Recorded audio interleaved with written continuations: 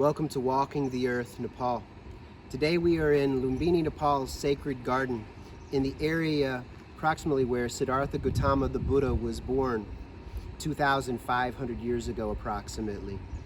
We are in the Theravada monastic zone and currently at the Myanmar Monastic Center, which includes a Theravada temple behind me, which has elements that you would see if you went to the Shwedagon Pagoda in Yangon or Rangoon, Burma, Myanmar. So unfortunately it's closed right now, so we can't go inside and look at some of the detailing, the painting, the statuary, the imagery and whatnot. But it's very interesting if you get a chance to travel to Myanmar. Yangon is very, very interesting, and the Shwedagon temple complex is probably one of the more interesting temple complexes in the world. And over here, we've got the ordination hall, which has the corncob sakaras at the top. So it has like kind of the basic design of sakara or temple tower that you would see in northern India, but it's corncob style, more similar to, say, terracotta work in West Bengal and Bangladesh, from my understanding, and also similar to some things you see in southern India. So this one actually has some interesting detailing as well, and maybe we can enter into the ordination hall after this. But I just wanted to point this out. So it has like elements of Bagan and of Shwedagon. Myanmar is one of the largest Buddhist countries in the world. It's an incredibly diverse nation. It used to be called Burma. It was part of the British Raj. It was ruled by the British for quite some time.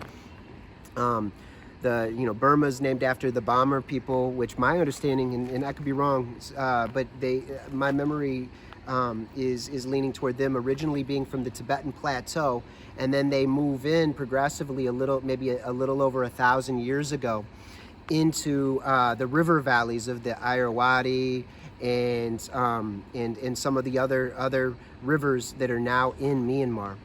And in Myanmar, and so the Burma was named after the Bomber people, which were originally a Mahayana and Vajrayana influenced group of people.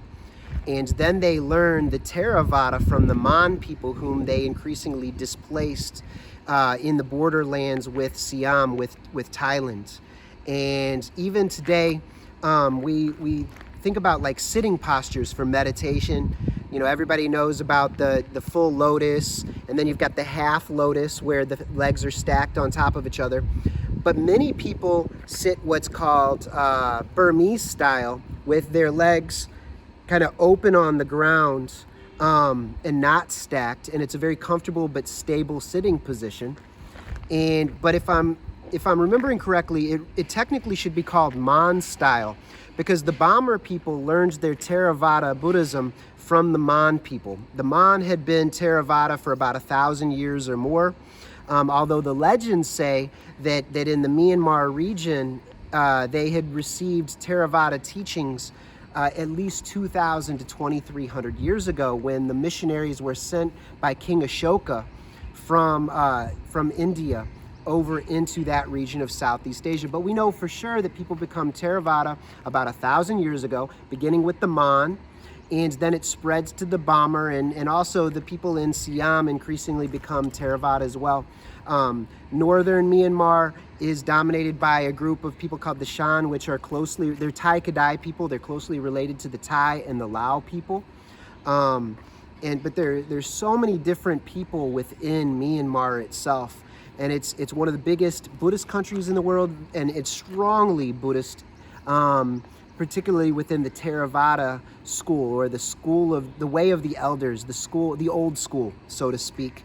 So I'll discuss that in another video, but I just wanted to draw your attention to the corncob style pagoda, or corncob style sakara of the ordination hall, and then the Shwedagon style that you see here. And by the way, Shwedagon, as far as I can remember, was also originally founded by the Mon people as well, who used to dominate in that region of Rangoon or Yangon, all the way over into southern Thailand, or I should say central southern Thailand, before you get to the Bangkok region. So this style you would see up in the Shan region, I believe, and I think I saw this around, similar styles up around Chiang Mai in Thailand years back as well.